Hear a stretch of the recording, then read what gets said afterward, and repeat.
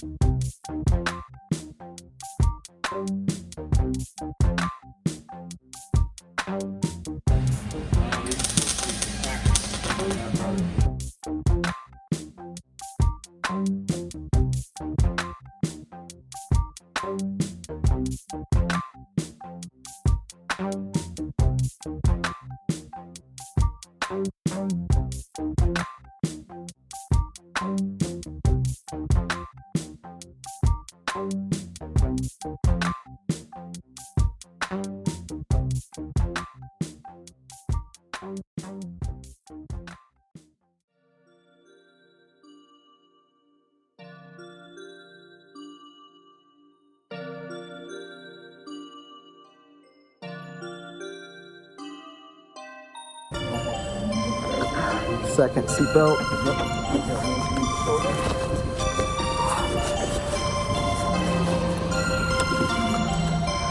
Perfect.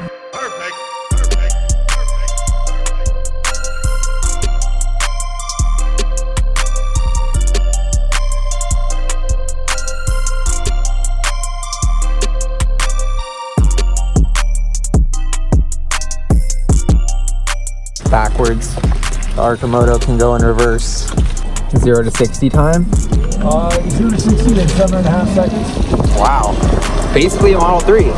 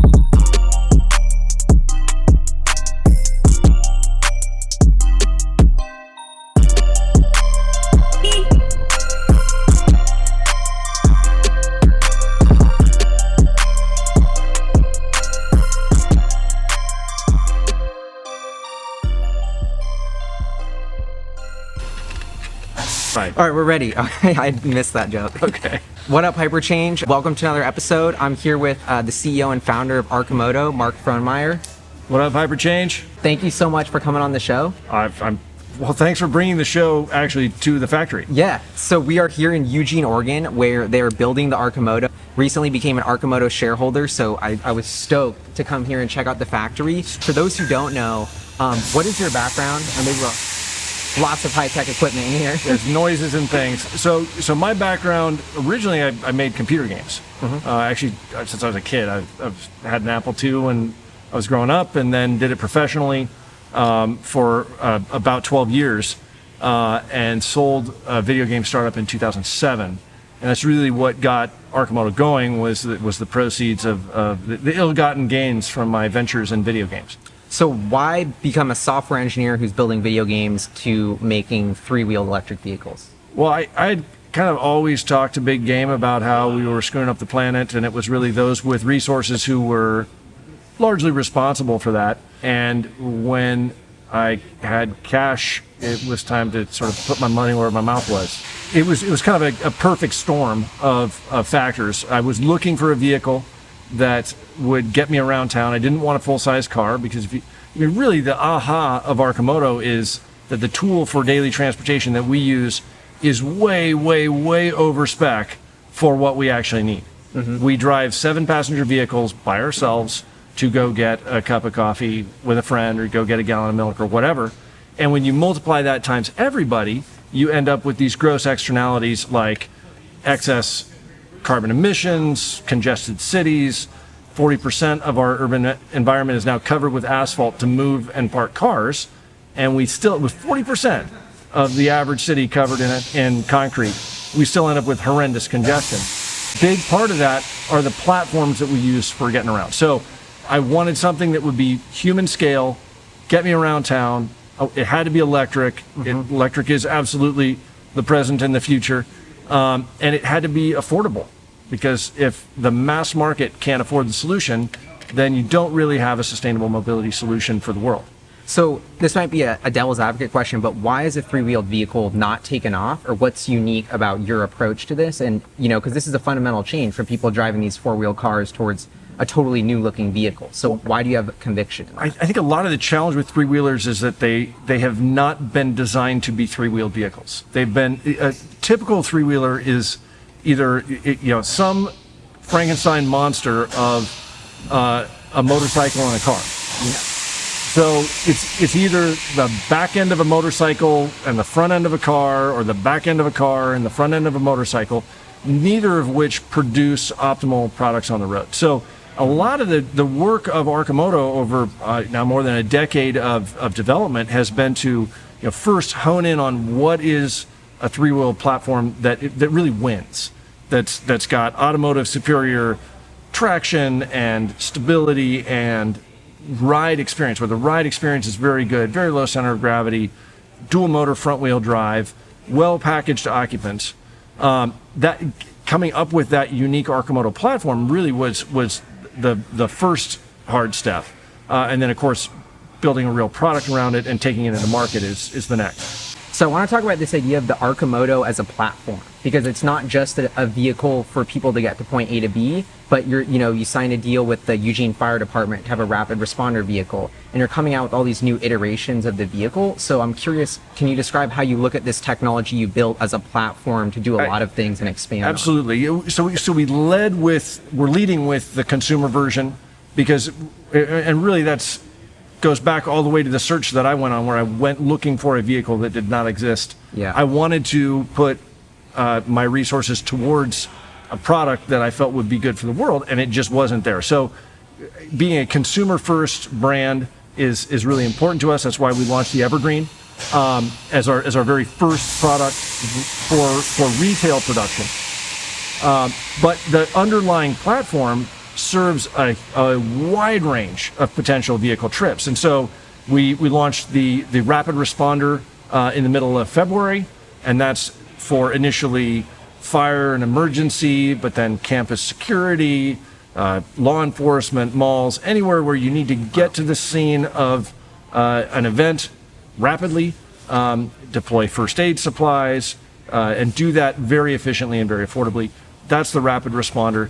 We see a huge opportunity in last mile and kind of that last 15-mile delivery range. So everything from food delivery, parcel delivery, company branded vehicles that are ripping around, and that's actually the Deliverator. So you saw the Deliverator, our first Deliverator prototype being built, and we're actually going to be launching that next week. Yeah, and when you are all watching, it'll be launched. So we can show all the amazing pictures. It's like going back in time. Yeah.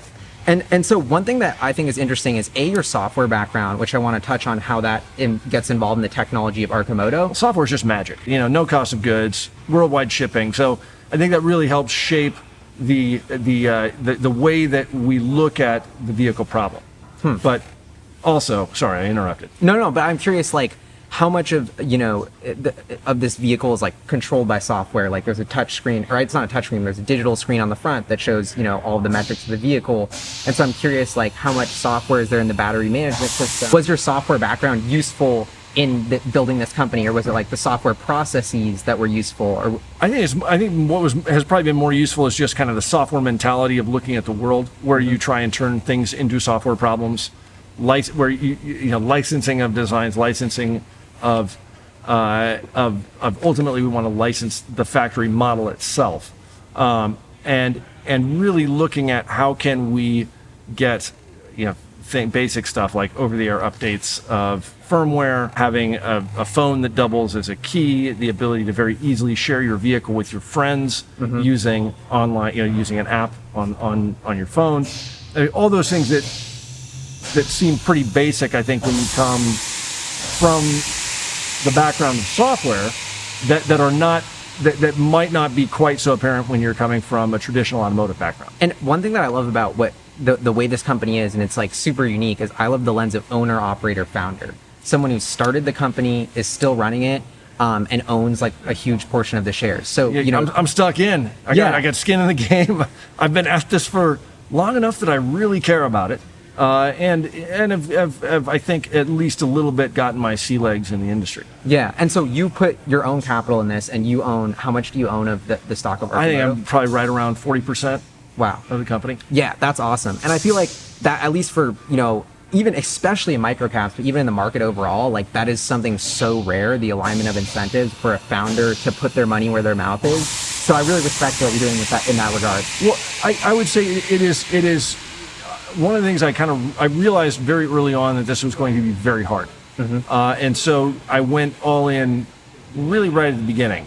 And one of the reasons I did that was just because I really felt like if I hadn't done that it would have gotten hard enough that I would have quit. Wow. Right? But that by getting really stuck all in the venture, that when you close off all your escape hatches, then you just have to figure out a way through. Thinking about that, Arcimoto is like 10 years old now, and you guys have this beautiful factory here in Eugene. You're about to start customer deliveries. Like, it's an incredibly exciting inflection point. And so I think, how do you see the next 10 years of Arcimoto folding out? Like, what's the master plan, so to speak? It's funny that you should ask about the master plan. I've been working on the sort of the overall master plan, but it's no way. Build ultra efficient vehicle platform for the wide swath of daily uses, and then get that platform to the world. So we didn't want to predicate our long-term vision with multiple gambles along the way. Right? Like, we're going to build this thing, and then we're going to build this thing, and then eventually we'll get to the thing that we really want to do. We just started out from the beginning going for that one end goal. And I will say, we have, as an organization, simply massive respect for Tesla. They are, I think, an inspiration to the world for the transition to clean transportation and clean energy. But the whole notion of building a product, like, if the first product doesn't succeed, you don't ever get to work on the thing that's really going to move the needle. Yeah. And if the second one doesn't succeed, and we thought it was going to be hard enough to get one thing done, but we really wanted to aim for something that was going to be just mass market out the gate, and really with every single vehicle that we put on the road, replacing a significant number of what are today gas-powered trips with something that is absolutely best in class in terms of efficiency.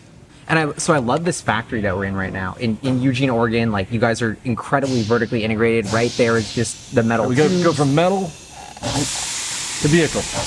Yeah. And so, what kind of inspired this very vertically integrated approach? Did you have to? Did you want to? Does this allow you to do more things, make it more custom? Well, we raised quite a bit more in our public offering than we had originally intended. And so at that point, we really started going out and saying, okay, when we put this out to bid, what is it going to cost us to do the frame and the body panels and kind of all the rest? And the metals manufacturer really stood out as low-hanging fruit for vertical integration. So at I think the payback that we calculated was like 700 vehicles. Wow. Paid for basically that whole metal fab line. Wow. And as a result, the other thing that it really gives us, the other thing that it really gives us is a huge amount of flexibility in terms of product development. So being able to do the rapid responder and the deliberator and the Arcimoto and the several other vehicles that we actually have planned for that same platform, having machinery that doubles as rapid prototyping and production machinery. So when the prototype is done and it works, you just make more of that same thing. That's a huge advantage. And so what is the total capacity of this factory? We believe that at absolute max, we can be cranking out about 20,000 vehicles a year out of this footprint. Wow. But each of these lines is designed to be replicated. So and this is not that much different than that, say, Polaris would take building ATVs. My understanding is that they actually have some of these very same machines. They just have like 10 times as many of them. Yeah. But it's a more granular, scalable approach than what is typical in the automotive world, where you've got to be cranking out 100,000 vehicles for a program to make sense.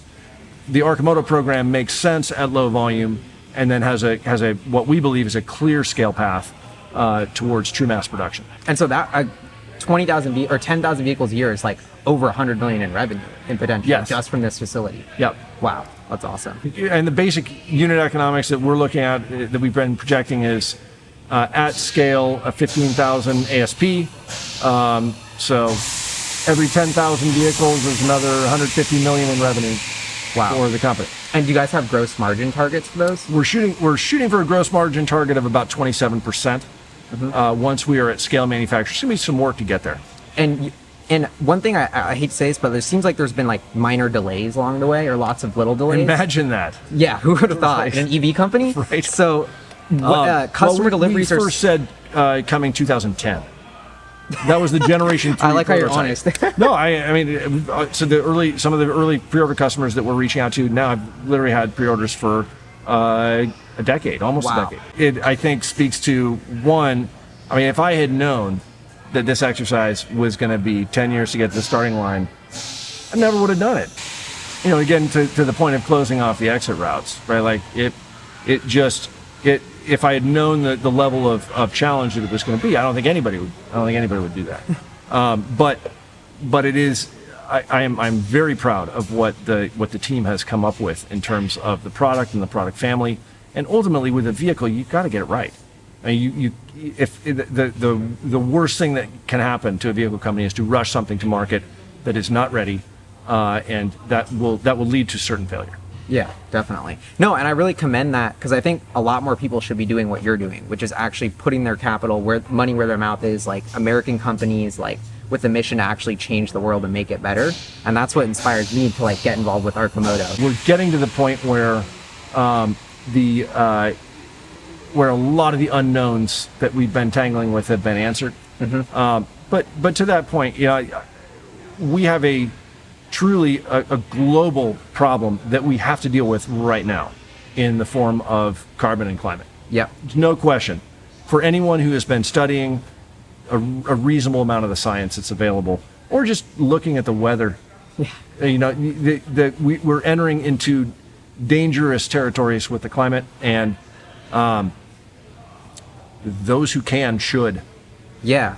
And I'm incredibly excited to be a shareholder, and I just see so much potential. I love how the vision is to make something new and different. And like, you're not like, you have a vision that the road is going to have these three-wheelers, and just because they haven't been there before, that doesn't mean you're not following the mold of something that has been successful. It's truly a new, unique platform. Well, I think that's so exciting, and that's what I really appreciated today from the visit. The whole automotive model, the products that people buy, the cars that people buy, are based on early 20th century thinking. Yep. Right? Cars are expensive.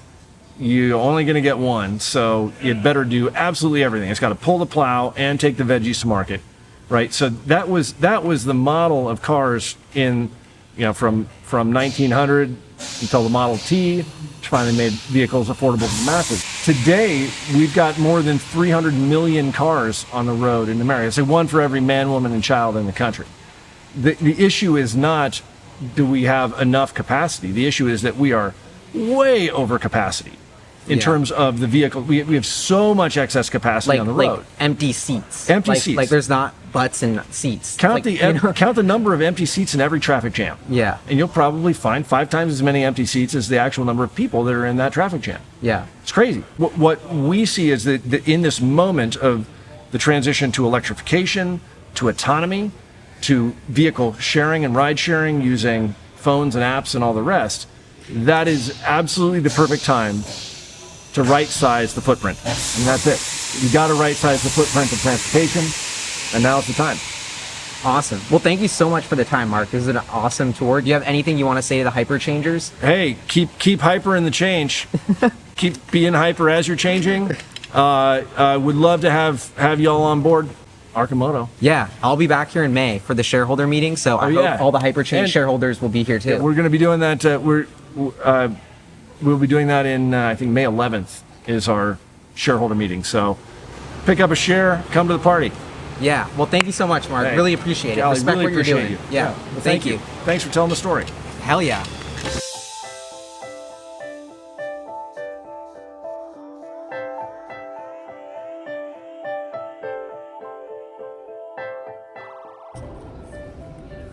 Yo, at the Eugene airport, just got back from the Arcimoto tour, sort of reflecting, thought it was so incredible. I mean, reviewing a company online, reading the financials, thinking about through the story is one thing, but being on the ground, talking to the CEO for, a couple hours, driving the product, talking to employees, it's a whole nother level of due diligence, and I was incredibly impressed with Arcimoto. I mean, there's just this vibe of excitement. The culture is really inspiring. Everyone was super friendly, excited to be there. And it's a company that 2 years ago didn't have this factory in Eugene. Now they have this incredibly beautiful factory that's ready to pump out, potentially 10,000 cars a year at its max.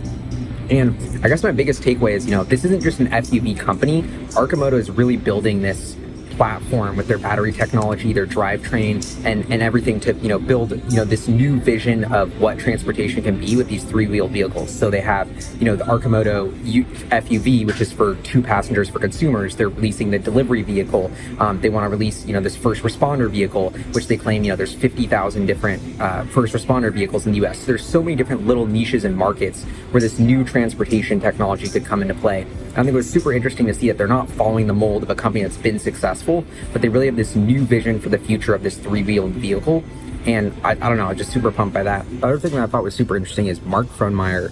I mentioned this in the interview, but so rare do you have a microcap CEO who actually put up, $2 million of his own capital to fund the company. He still owns 40%. He's working there every day. This has been a 10-year project for him. This is really his baby, and he's trying to see the vision through. So I think that's super unique, and that makes me want to bet on the company. I mean, frankly, I think there's only like a 50% chance that they actually succeed in what they're doing, probably even less, because it's just such a hard business. But I mean, today the valuation of $50 or $60 million for this whole vision they have of they could be the new ride-sharing platform for autonomous ride-sharing vehicles. They want to make their cars fitted for autonomy. They want to be the delivery platform. They want to be first responders.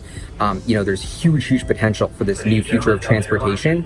And I think that I realized taking a step back is that,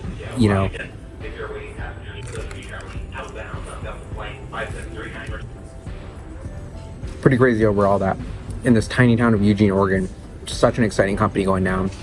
So much innovation happening, and I think Arcimoto is really going from 0 to 1 with this product. So super proud to be an investor, super excited to follow the story. More excited about the commitment and potential of this company and what's actually going on at the ground level. But now it's sort of this rubber meets the road moment. Can they do customer deliveries? Can they make people happy? Can they scale production? Can they hit their gross margins? Can they do it profitably? And this is where a lot of these electric vehicle startups start to stumble. But I think they have a great shot. I think they're doing it uniquely. They have their own vision, their own path, their own technology, and they're going to give it a shot. So super stoked to be an investor. Going to be following the story, of course. Would love to know what you all think about, questions, comments. What do you think about the interview? All that kind of stuff. Please let me know. Anyway, I'll see you guys next time.